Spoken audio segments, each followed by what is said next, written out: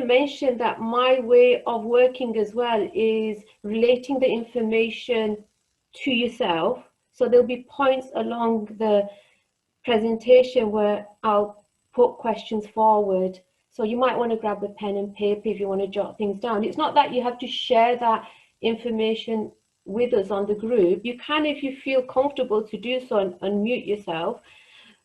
But I'm not a person who just kind of feels comfortable lecturing. The information that you take on board today, it's going to benefit you if you can relate it to yourself or your experiences. So that's why I'll kind of have little questions thrown at you throughout the session. And I shall slow down as well, because I do feel it's a beautiful topic to cover.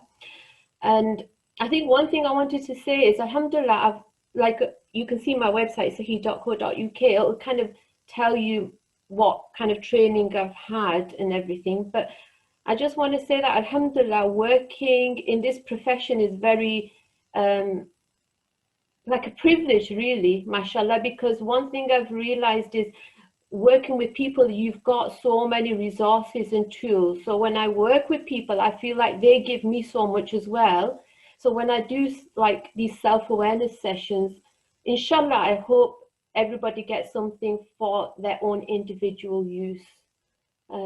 So that's me, and I'm working in association with Zakir Masjid and Education Centre. The approach I'm taking today on how to work with not just depression and anxiety, but a vast range of emotions, is like looking at how you can bring them in balance. And see, emotions is something that can be kind of something difficult to tune into, because we go along with emotions.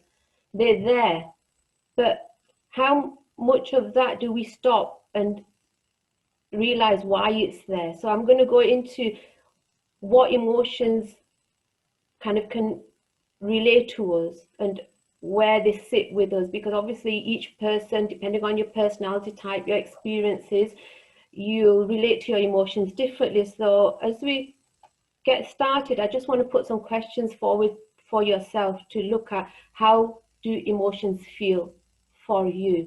Is it something that at times can feel is a good thing? At times can they get in the way? So if you've got a pen and paper, just kind of jot it in your head. And what do they mean? Because emotions is one way of acknowledging your experiences. Some people feel better looking at their experiences from a psychological thinking view, but emotions, do they give you any insight on yourself, would you say? And the next one is, can there be more than one emotion at any given time? Now, that's something, if you're not familiar with, you might assume that there's an emotion there because it's a bit wavy, but it's just one. But as we go through this today's session, maybe we'll identify that emotions can move around. So there can be more, maybe. Have a think. And do we really need to make sense of the emotions? Because is that really going to help us to deal with it? Maybe. So another thing you might want to think of is, do you need to take some responsibility and make sense of your emotions? And sometimes what I find is, as people, we relate to other people's state of emotion and we can see it, and sometimes we can be compassionate, but how much compassion and acceptance do we have for ourselves and what we're experiencing? Or is that something that is secondary to dealing with life, really? Do we stop and just take a moment and kind of look inside? And compassion means we're caring towards ourselves in a way that's not judgmental. We just take it for what it is and look after ourselves. Acceptance means that we don't put any conditions on what we're experiencing at the time. And that can be quite powerful in helping us kind of feel safe and feel like it's doable. Because if we can accept where we're at, then that means that we're not putting barriers in front of us. And what happens when it gets too much? And that's the time when people kind of reach out, whether it's medication or therapy, like when they come, you know, to see me. So what does actually happen? You might question that does that mean it's not repairable? Does that mean I'm stuck with it? What does happen?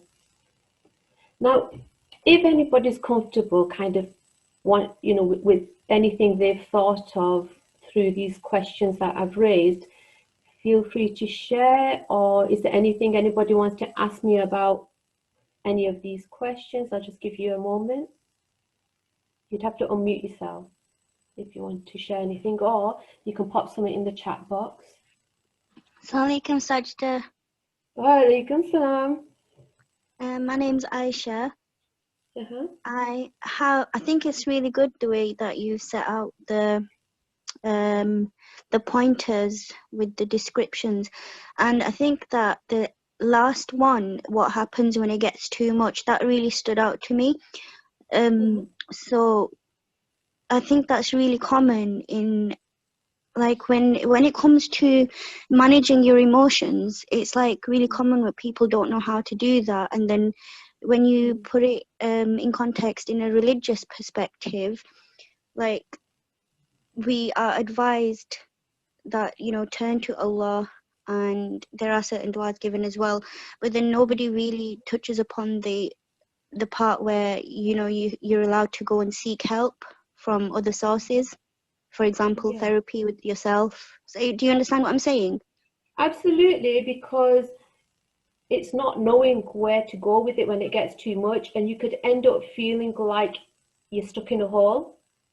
So it's important, very important, because in life there's going to be ups and downs, and at times, you know, it's going to come out of the blue. So in a way, if we've got that awareness that we can go somewhere, then we're not going to kind of keep digging ourselves into that situation, Aisha. And inshallah, we'll look at some of that later on as well. But Jazakallah for sharing. Thank you. Jazakallah khair. Barakallah fi. Is that okay? Can we move ahead? I'll carry on. Now, when we think about emotions, it's a feeling that maybe we don't kind of check in with ourselves, that where does it sit? And this is an emotion wheel. And when we look at the different colors, it might be something you want to jot for yourself, that when you're in a state of anger, how do you feel out of those kind of middle circle? Mostly aggressive would lead to somebody feeling hostile. So it's about giving yourself that kind of grid, that where do things sit. If you're not familiar with how emotions sit with you, you know, it's using something to start you going. And these are just examples that kind of put names on feelings. Although feelings are very like complex and individual, you could probably look at some of these and identify which ones you feel pop up, you know, maybe day to day or in difficult situations. So if you could jot some of these down for yourself, because they'll come in useful later on when we're doing the mood mapping, inshallah. So I'm just thinking that when somebody is fearful, it's quite common for them to feel scared and helpless. Helpless is a very common kind of place people go to, and it's knowing how to move out of that. So if you can connect where you're at on this circle. Okay, and moving on. Right, from the first two sessions, that when I covered anxiety and depression, and these are the two emotions that people kind of realize that there's a problem.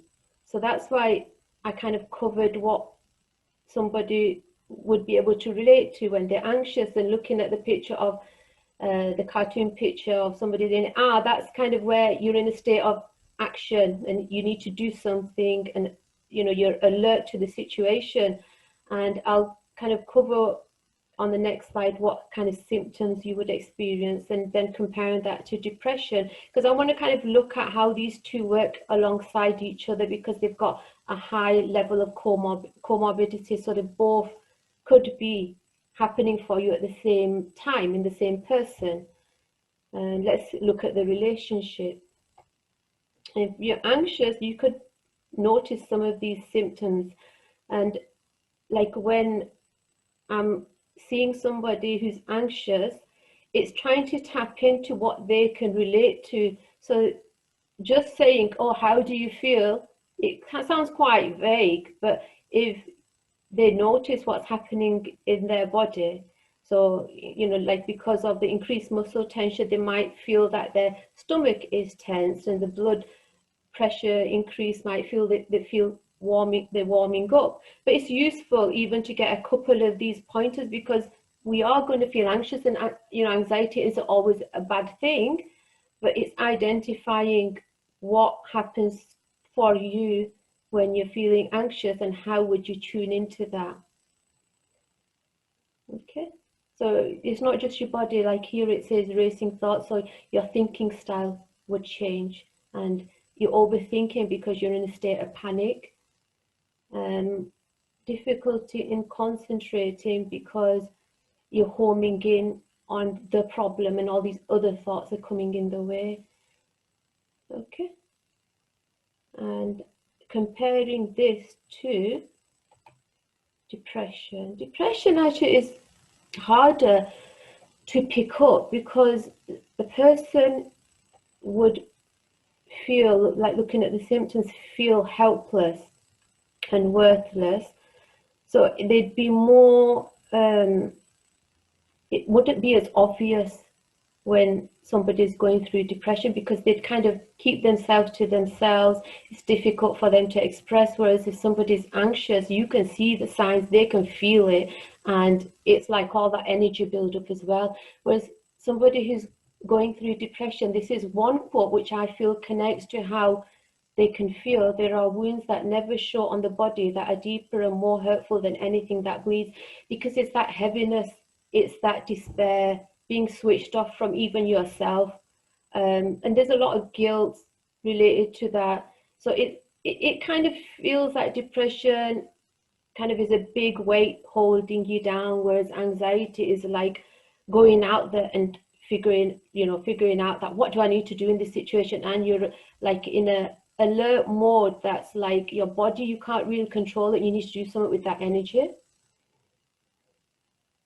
Is everybody okay with how I'm explaining this? Because I feel like if we stop at the moment and check in, that are we able to pick up points for yourself on how anxiety or depression might sit with you? No, are we okay? Yeah, I'm okay with it. I think you're describing the differences of anxiety and depression quite well. Okay, alhamdulillah. And it's just kind of something will stand out, inshallah, for all of you. And just note that for now. And if you're already familiar, then inshallah, when we get to the graph, you'll be able to pull it in.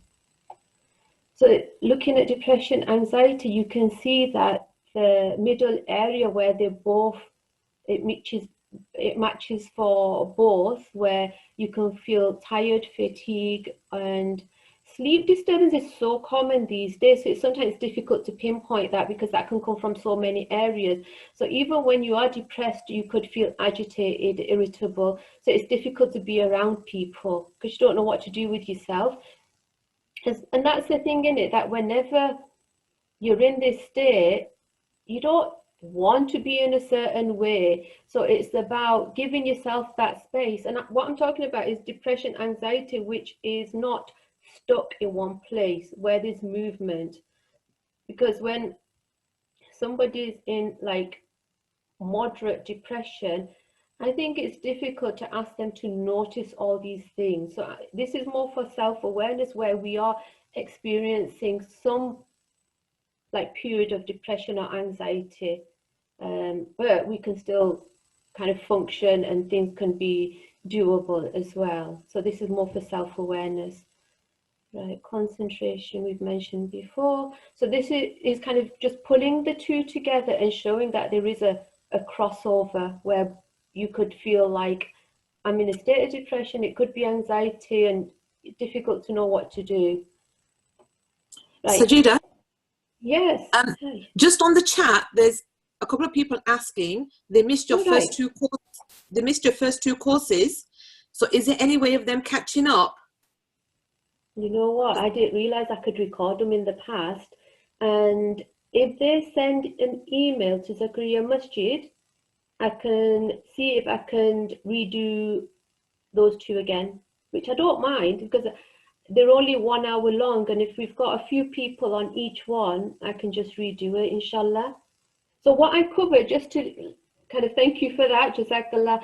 So what I did cover with those two is more about causes of anxiety or depression and how it sits with stories in the Quran, you know, how it is acceptable to be anxious, and stories from the Quran about depression. The symptoms I'm showing you now, so I know I'm going a bit fast and it might be difficult to home in on what is anxiety and depression, but I won't worry too much about that because this session is more about identifying how to work with a place of balance, emotional balance. And that is something that is not consistent. If anywhere we try and get balance, it's relating to a place where things sit comfortable with us. And that is hard work. Because I do this job, I can tune into that on and off. There are going to be times when the balance just goes off the scale. The more tools you've got in your bag that you identify with, because the thing is that when I work with somebody, I don't just put things forward to them. I get to understand what kind of personality they are, and the way they think, and what opening they've got in their life and how they see things.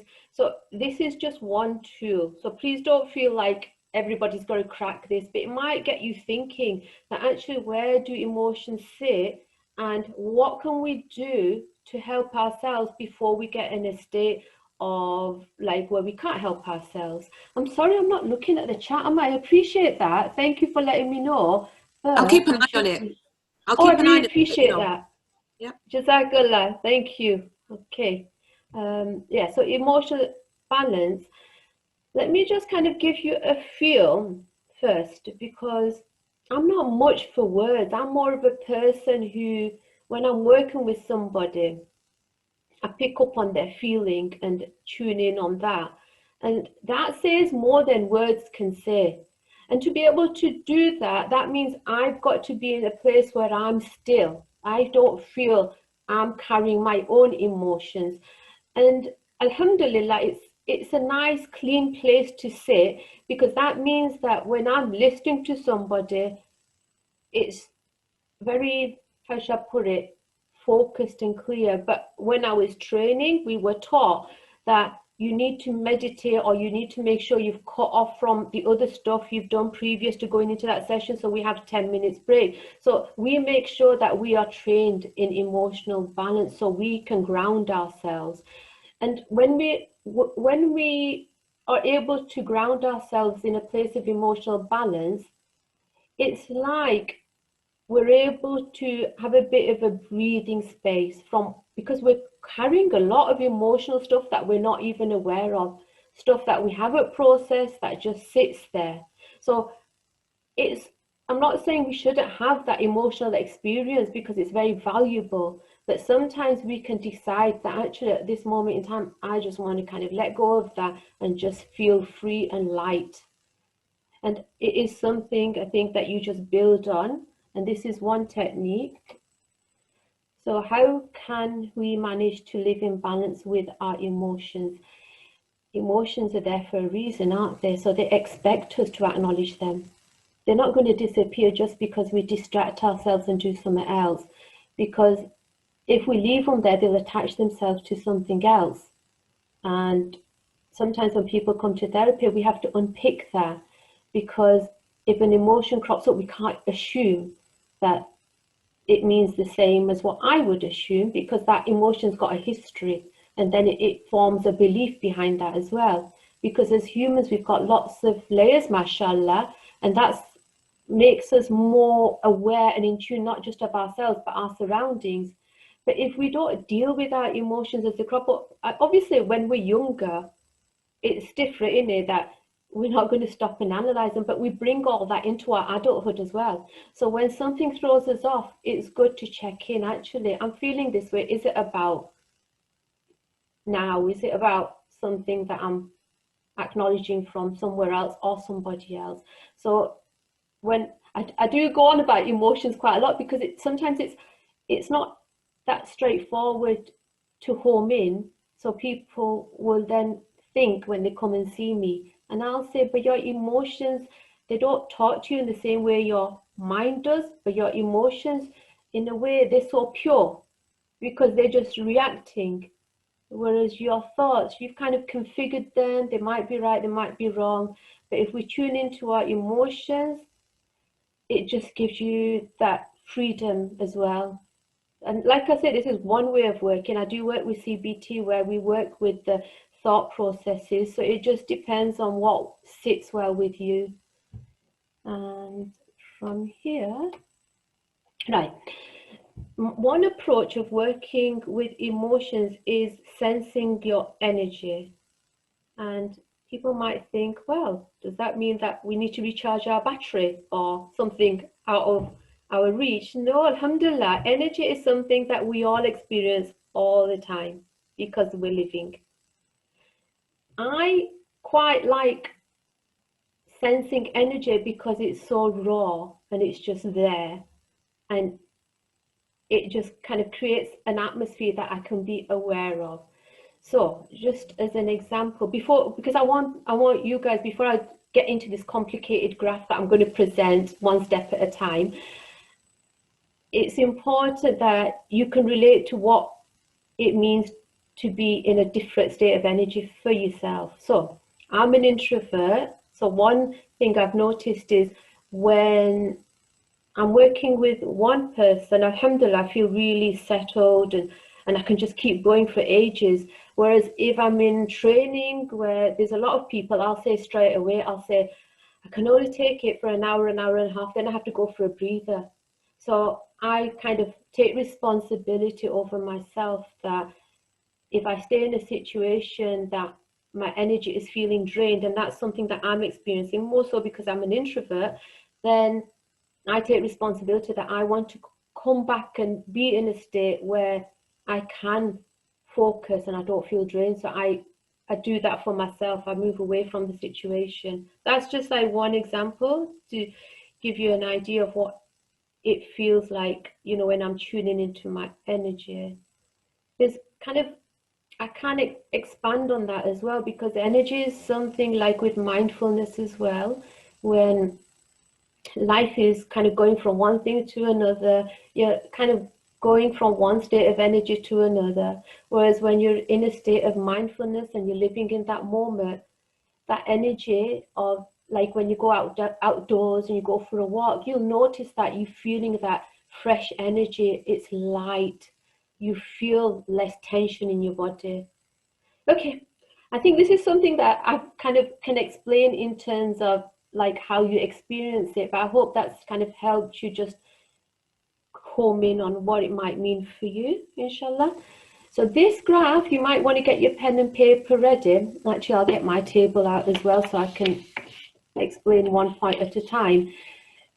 This is a technique that I used when I worked at the Women's Centre. And in those sessions, it was to help women who kind of went through trauma to get through day by day and home in on how they're experiencing living with a certain situation and helping themselves kind of stay with the moment in the day rather than feeling burdened by what's happened to them, and be mindful with what's going on at that present moment in time. But how I'm going to kind of look at it is through I'll give you the name of the book later, but it's this book here, Mood Mapping by Dr. Liz Miller. And she explains how you can record your emotions against the the energy levels. And actually I use this when I see people, once they've started, and you know, like if they come for like something, they're stuck in depression or anxiety, I don't give them this method straight away, because this method is more about noticing movement throughout the day and acknowledging how things affect you.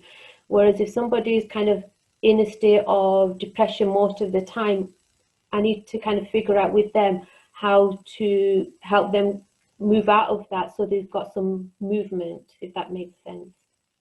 Okay. So if you'd like to draw a horizontal line and a vertical line, and this is something, I think it's just getting an idea at the moment.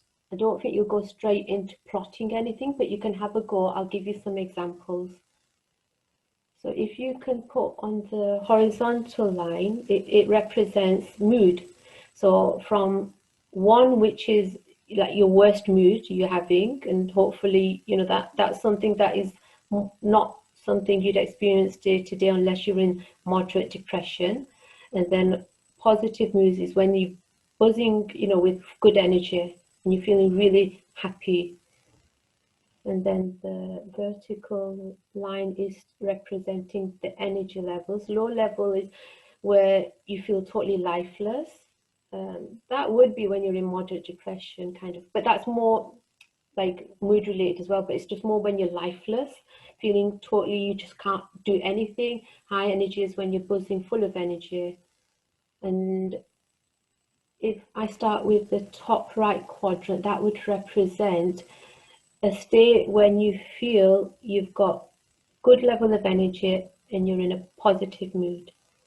So if you were going to plot like your graph, and at that moment in time you were feeling like driven towards doing something, and there weren't any obstacles, you weren't thinking negative, you would be heading into that quadrant. So you would plot across there. Let me think, those kind of situations, I'll kind of give you an example where it doesn't have to be just work related. So if you're excited, you're going on an outing, it's very carefree, but because it's something that you're driven to do, your energy levels should be positive. And okay, moving on to the left quadrant, what has happened there is your energy levels are still high, but then something's getting in the way where your mood is low. And I'm not saying it's going to take you straight into anxiety, but it kind of drifts you towards a state of feeling on edge or irritable or unsettled, but you've still got a lot of energy, so you feel like you need to do something with it. So at the moment, you're just acknowledging what these quadrants are. But if you went right up into, let me see, my mouse, it's up there. If you went right into here, there's a chance that you could end up in anxiety. And the bottom right quadrant, and this is an area which I think doesn't get acknowledged as much. So if you are positive in mood, that means you're not worried or you're not feeling bad about anything. And you're low in energy, that means you're not driven to do stuff, you just want to relax. And the last quadrant is where you're drained, but your mood is low. And in the extreme case where you'd have to be in the corner there somewhere, you could go into depression. I hope this, what you plot it, well, if you've had a go yourself, if you can have a go, put in an example, think of a situation, because you're going to experience stuff every day, aren't you? And think where you would place yourself on this graph and see if it makes sense for you. That at the time, did you feel your mood was compromised, or did you feel your mood was just focused and it was feeling positive? So if you can plot something, because then I'm going to add some more points on here and I don't want things to be too much for you to take in.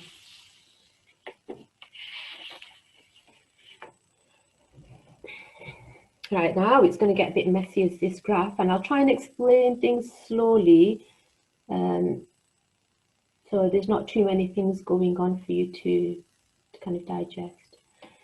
So if somebody wanted to move from a state of high energy, positive mood, because you can only keep going like that for so long. So sometimes, like when I've done some work and I've kind of had to drag myself, come out of my comfort zone, felt good after it's finished, but after it's finished, I'm still full of energy, but I know I don't need to be there. What I really want to do is say, okay, back off now, I've done the work, I want to go and enjoy this. That means I'd like to go and sit and even have a nap. Like, you know, sometimes it gets in the way. If like I have power naps during the day, I can't have them if I'm driven and I've got too much on my plate. So I need to help myself and lower my energy level. And it depends on what works for you. But for me, it would, what I've learned to do is look at my surroundings. It could be that the lighting needs to be dimmer. It could be that I need to use some candles. But that's me like helping to lower my energy, and I'm not having to do anything with my mood because I'm still feeling okay. That was fine, unless you know my mood has moved to the left. I'd have to do something about that. But at the moment, I'm just lowering my energy so I can help myself feel relaxed. And this is in a way how you can play around with this graph, noticing where am I? Do I want to be in this position? Is it productive? Or would I rather be in a different position? And what does that mean for me? And this bit where I've put relaxed in a positive mood, low energy, I don't think from how I've kind of worked with people, they're able to put that in place. I think sometimes people think, well, when I've had enough, I'll relax. I'm just tired. Fair enough, yeah. But then we're not really living the moment with our mood. We're letting our mood decide and letting our energy take us where it needs to take us. Okay. And another thing worth mentioning is obviously food is a factor as well. Not that I'm any expert at healthy eating, but it's worth bearing in mind that looking into things like your diet, that would help to move your energy levels. And looking at another movement that we can try is moving from anxiety to feeling driven. That's a tough one, really, because it's never going to be a straight run. But what we're saying here is how can we be in a high energy state and help our mood move into a positive place? Because some people, they are just anxious and they function like that, and they've always been like that. So it doesn't mean that if you've got high energy that can't be your norm and you function well, but you might want to look at how to change your mood. So you could look at why your mood is low. And like I said, this is not about somebody who's in a state of being stuck in anxiety. It's not going to be this straightforward. They're going to need a lot more focused, specific long-term interventions. And, you know, that could be like other things as well, like medication. I'm just talking about somebody who has temporary anxiety because things do crop up, but they don't realize how they got there, maybe, and then making a choice that actually I want to use this energy, but to increase my mood, I want to feel good in myself.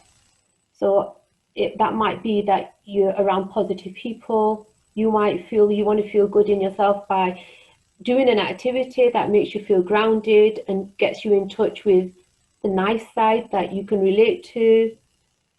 I suppose that's the kind of thing I look at in therapy. There are obviously other things maybe you could jot down, maybe, you know, after we've finished going through this graph, if somebody wants to share other ways, inshallah, that will kind of help people realize that you've got things that are accessible to you. And these are things, inshallah, that we can all have a go at. That's why I bought this style of working with emotions. Okay, next one is when we move from depression. Again, it's not when you're in stuck depression, it's just when more a case of your mood is low and you're feeling drained. I suppose there's lots of things you can do in that way, isn't it? Because if you're feeling like you're drained and you want to energize yourself, you can experience the outdoors, I guess. or you can go and do an activity that gets your energy going. And if you like the above one, where you're moving from the anxiety to driven, there'll be things that you can either you've already got stuff in place that you're already doing, which I find is the case when I see people.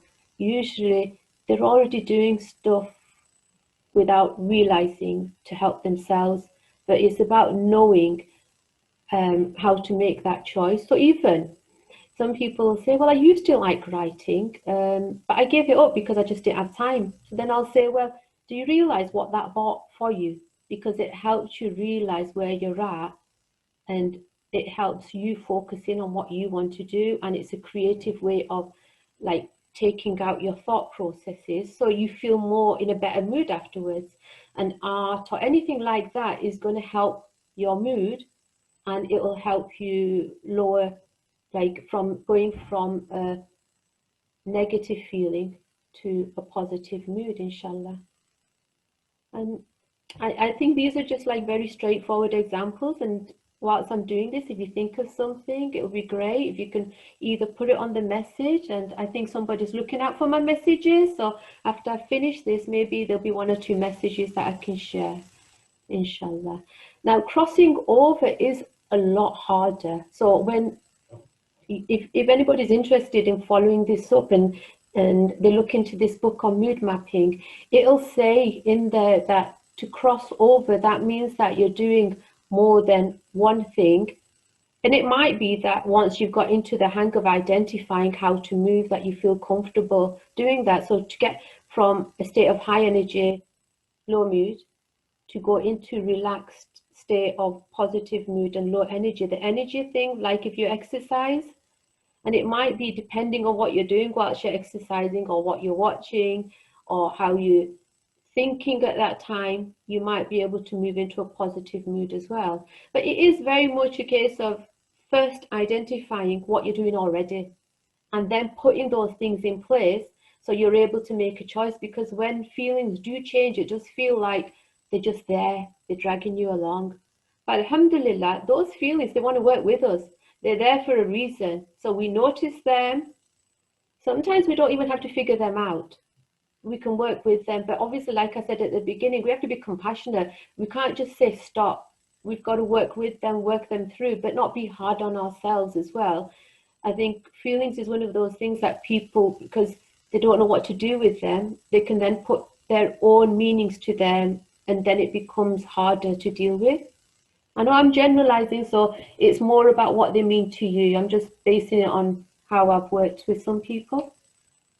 And again, this is going to be hard to go from depression. I think this is the hardest one actually, of low energy, negative feeling to high energy, positive mood. And it's not something I would just jump into when I'm working with somebody. I would go slow, because depression is very, how shall I put it? It's just swallowed you up whole. So you just kind of work on one thing at a time. And I tend to work more with the mood, because if somebody feels good about themselves, then they'll be more encouraged to do something. And it's about a little bit about that belief in themselves by making a little change. And another thing worth pointing out is, you don't want to do all this. I know I've given you all these examples, but what I find works best is make small change. Well, even before that, before I make change, I'll always say to somebody, record what your baseline is first. Because if you don't record it, you won't notice the change. There's more, I know it feels like there's not as much going on if you're just recording what you're doing, but that's quite powerful, because it gives you a chance to reflect, step back, and notice, actually, is that what I'm about? Is that what's going on? And then it's easier to make small changes, because with changes, no guarantee, is there? You have to try one thing, see if it's got any impact. It might work some of the time, not the time. So it's like with one of these things, you've got to kind of just take it slow, but always start from a baseline and record what your norm is. And I think that's it. No, actually, there's a couple more arrows popping up. So this is something that is going to happen, where you'll move from feeling driven to anxious. It doesn't mean that you're going to go into anxiety state, but in a natural state, somebody who's got like a high workload, and it's doable, and they've kind of gone beyond their level of what they plan to do. And then if they keep going and their energy levels are high, but their mood might drop because they might think, oh no, this is dragging on now, and it's beyond my sense of achievement. And that's one example. They don't feel that sense of achievement or satisfaction is going to affect their mood. So it could lead into a low mood, which could, you know, if it carries on day after day, lead to anxiety, and they won't know where it's coming from. So in that kind of situation, if you're aware your mood's changing, it's good to have a breather. And that's where you'd move out of that position and go back when you're ready and you know, okay, I'm driven. And I do that with my work. I'm very much a case of, if I feel my mood's right, basically I would notice first of all what my cycle's like during the day. So I've realized that I'm not a morning person, and I didn't learn the easy way either. I realized after pushing myself, and this is the thing, if you don't realize where things sit with you, like you push yourself, but that takes you into a place where you're fighting it. It might then come back in other ways. So it's about noticing these subtle changes. A lot of it's to do with notice how things impact you, because even your like daily cycle, if you notice when like I'm more mentally active or when I need to relax, you allow yourself that opening. That means you should, inshallah, make the most of the other times. And the other arrow showing where if you're too relaxed, yeah, I like having, as you can see from my background room, I like to have a good read, and I like to have my own space, but it can get a bit boring because I realize that actually that energy now and that mood is not the same. So then if my mood was good and I've relaxed and I feel I've tapped into that, then I'm ready to go. I want to do something else to charge my mood so I feel good about what I'm doing. So it's like, as you can see from the graph, Liz Miller has used the word mood. It's similar to emotions, in it. Mood is something that sits with you. I'm looking at it from an angle of what are your emotions. So what this shows is, to be in a state of balance, you need to move around, don't you, with your emotions and see where your energy goes as well. And then at some point you'll find, actually, this is what I'm experiencing when I'm feeling quite grounded. I know where I'm at. And if we hold on to that position, once we found where that is, then when things do crop up, I'm talking about like day-to-day things, it's nice to find that place where we feel safe and in control. And it's not about the outside world then. I think having that peace and control inside us, alhamdulillah, that keeps us in a place where life is more doable, inshallah. Okay, I think this graph is enough for now. So if I can just stop and check, have I got anything on my chat, or is there anybody want to share anything about this graph? And any questions maybe? You'd have to unmute if anybody wants to ask, and I don't know where my messages are. Let me have a look. There's no other messages. Jazakallah. So I shall carry on. Thank you. Can I just mention something about this graph? Sure. I find we're very unforgiving in having emotions. So Okay. It's very difficult to acknowledge your energy and your mood. And I think I'd find it very difficult to understand in a moment in time, have I got high energy? Have I got low mood? For somebody who's never done that before, what advice would you give? Yeah, one thing at a time, you're right. So you want to identify, when you say that people are unforgiving about having emotions, does that mean that emotions are getting in the way? Yeah, if I had no emotions, I can just carry on doing everything I needed to. Nothing would upset me, nothing would get in the way. So it feels like emotions get in the way. Yeah, that's great. You've shared that, alhamdulillah. It's what I said at the beginning, that if we are compassionate to ourselves, I'm just wondering that if you had a friend or children and they had emotions, I don't know, would we feel the same, that your emotions getting in the way of me being with you? Or is it because, like you were saying, they're getting in the way of getting on with what you need to do? Because yeah, emotions will pop out of nowhere.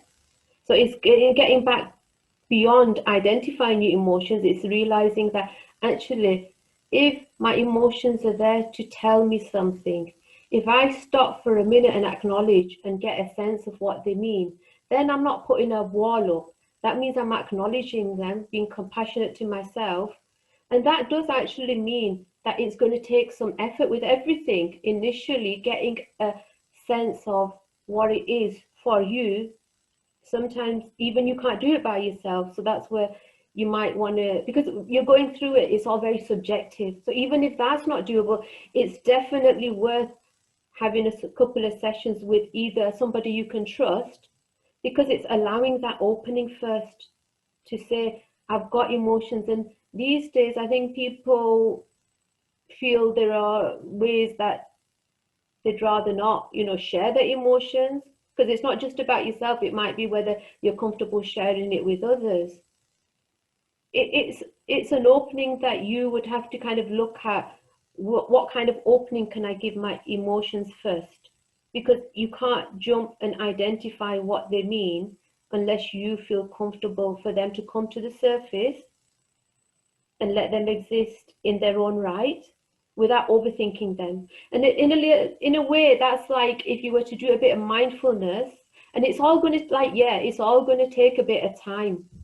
So do it when you feel things are not overwhelming. Like if you go away on a trip, right? And that's why I think people go on these meditation trips, because it gives them that opening to experience something, although it's not like, then it's hard because you have to bring it back into the real world. You might want to give it an opening where you can just stay in that mindful moment, that what am I experiencing? Where am I feeling it? How does it feel for me? Does that kind of help you get an idea of where to start? Because I think the way people just carry on and do stuff and emotions have sat to one side, the problem there is then when they come, they'll come with blazing fire. Do you know what I mean? Because they'll come and they'll be like, hang on, you didn't listen. And then when they hit you, it's like what I say to some people is, if you're going to learn to swim, right, you want to start off, get an idea, get a feel of what it's like, get comfortable, be able to move around. And then when you go in the deep end, it's going to be hard work, but you know where to come back to if you don't feel safe. Whereas obviously, somebody chucks you in the deep end, you're just like, I ain't going back there again. But things do happen. You can't get away from having emotions.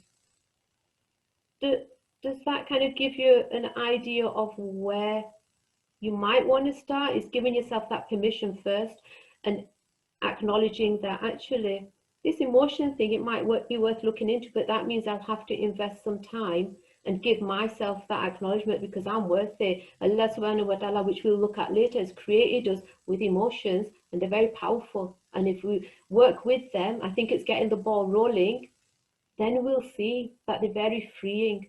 But if you haven't experienced that and nobody's really opened that up for us because it's not something we're taught, then it could seem a bit like, well, it seems like I might get something, but then it's looking at what happens when things do go wrong. Does that make sense? That you might not feel like you need to deal with them on a day-to-day basis, but I'm kind of trying to say that actually it's like swimming. If you don't understand your own emotions, which is very individual, and figure out how to move around those emotions, how to look after your emotions, which are definitely more kind of pure than thinking, because I work CBT. CBT is okay, you've formulated stuff, you can readjust it, you can recalculate it. Emotions, mashallah, they're pure, they come from the heart, they connect with your soul. And I think as people, if we do it in our own space, I appreciate that we don't want to expose our emotions to other people because they can be judged or it could be related to their experience. If we find a way, give ourselves some time, get the ball rolling. I'll kind of explain later how, alhamdulillah, in a religious context as well, what we're doing for ourselves, alhamdulillah. There's so much Allah subhanahu wa ta'ala has given us to tune into to create that connection, that closeness. Could go on, but I've drifted. Are we okay with that, what I've said? So there's a comment on the chat. Sorry. Yeah. Sorry, there's a comment on the chat. Emotions are our friends.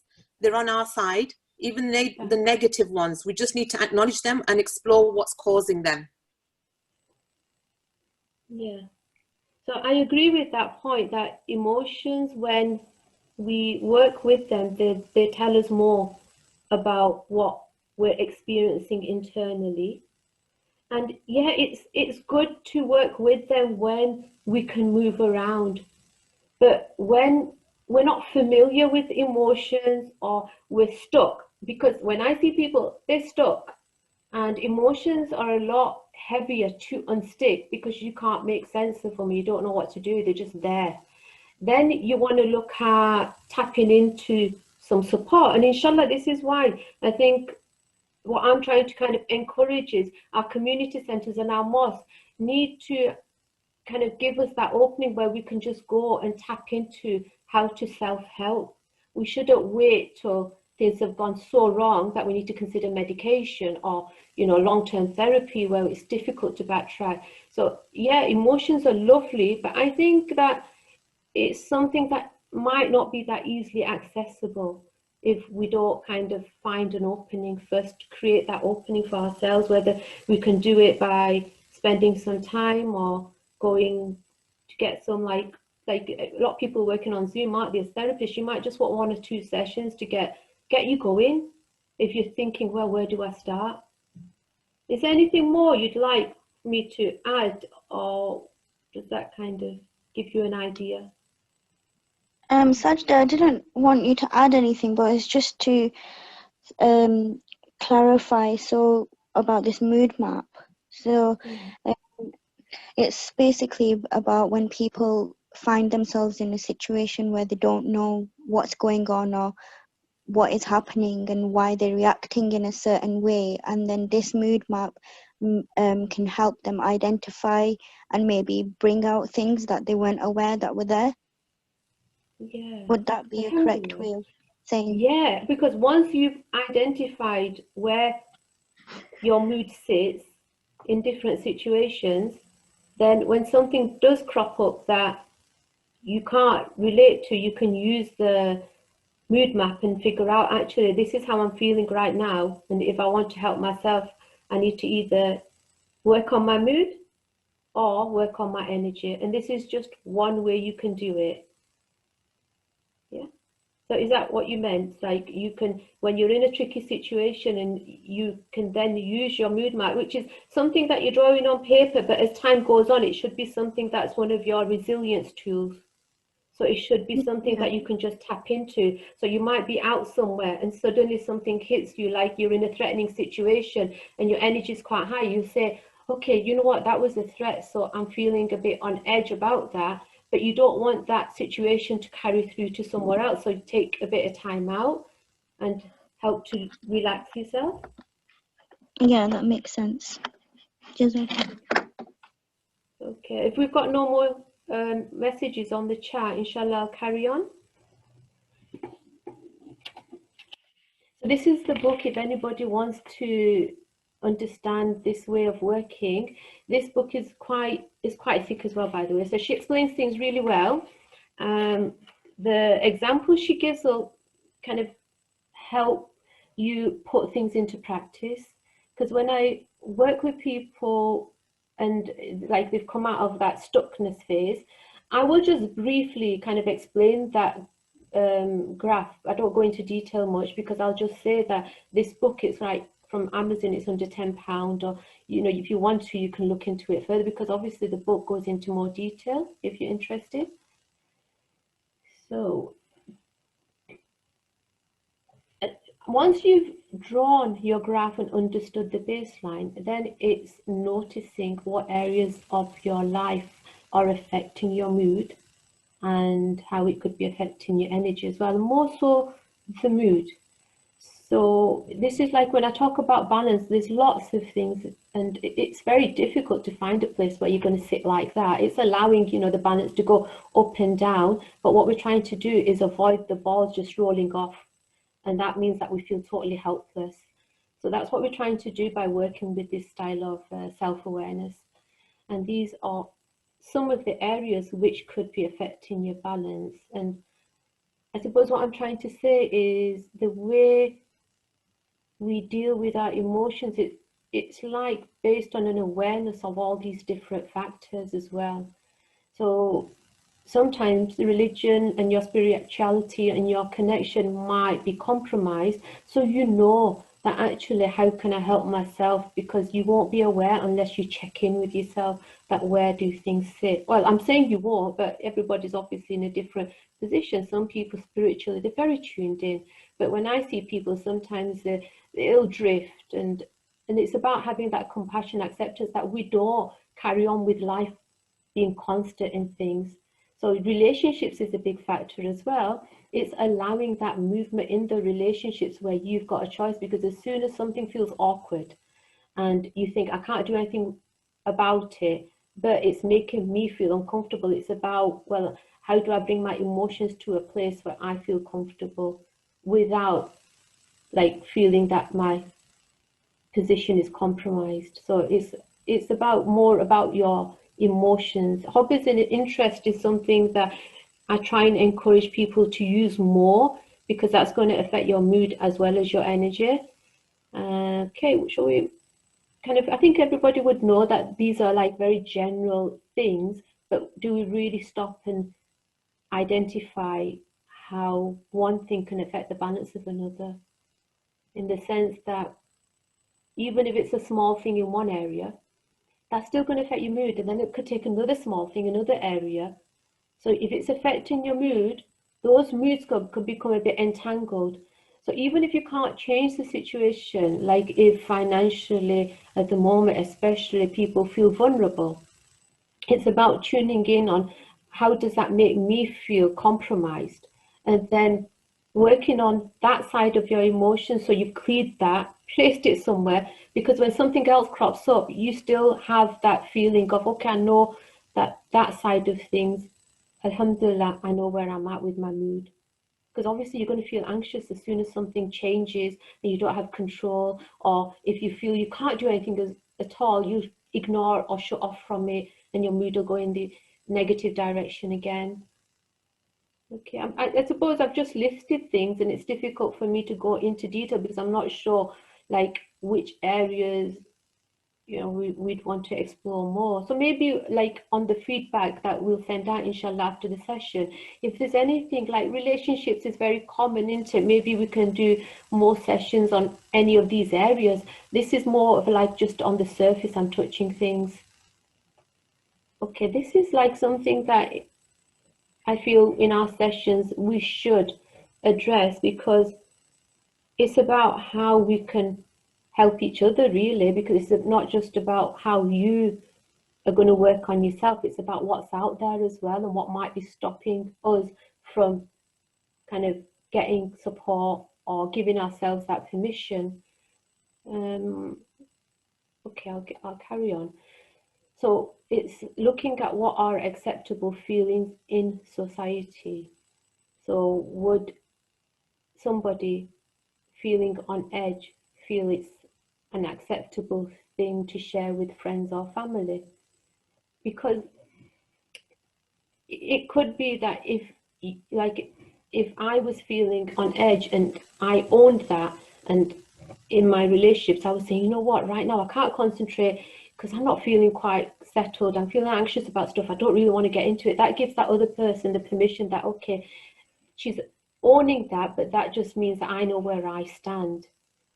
So it's about how it affects our relationships and how we're seen in society. We can think about that and maybe give feedback, because I do think that in society we can create the openings, but if the mosque or community centre are aware of the obstacles and what's preventing people from reaching out, then we could get around that as well and work on that together. So it's good to have input from you guys. And what I hear quite a bit is, well, as a Muslim, I shouldn't feel depressed or anxious. That means, am I on the right track? So is that something you would say is the case, or would you say, well, actually, we know as humans that's part of our like characteristic, that we have feelings. But maybe some people say, yeah, but by the time you get to depression, anxious, that means that have you tipped over or something. So let's have a think about actually where do these things sit with us, because the more people that get involved with these conversations, the more we can clear them out of the way, and inshallah people can get the support they need. What does the Quran and Sunnah say on what we are allowed to feel and ways to deal with it? And there is, alhamdulillah, a lot of insight from the stories of the prophets and du'as that we've been given as well. But it's about knowing how the message has been sent out and how can we help to clear it up. What are we doing for time? Okay, I've gone over time, so I can't really go into much more. I didn't realize, sorry. So I've got some stories here for that when Yaqub alayhi salam, when he was told of the news of his son, when they came back and said, oh look, there's blood and he's been attacked by an animal, and he cried so much that he became blind from the tears. So am I all right to carry on, or shall I have Hafsa from Zakaria? Shall I carry on for a bit more just towards the ending? Are you there? Assalamu alaikum, Sajida. Yeah, you can just finish it. You can carry on and finish that up, Sajida. That's fine. Right, I'll just get to the ending, which has got the main points. I was going to talk about the coronavirus as well. There's some slides in there. But I think what we need you guys to do is, in the feedback, mention to us what you'd like me to cover, because alhamdulillah, I work with different ways of working. I love working with the Islamic model of counseling.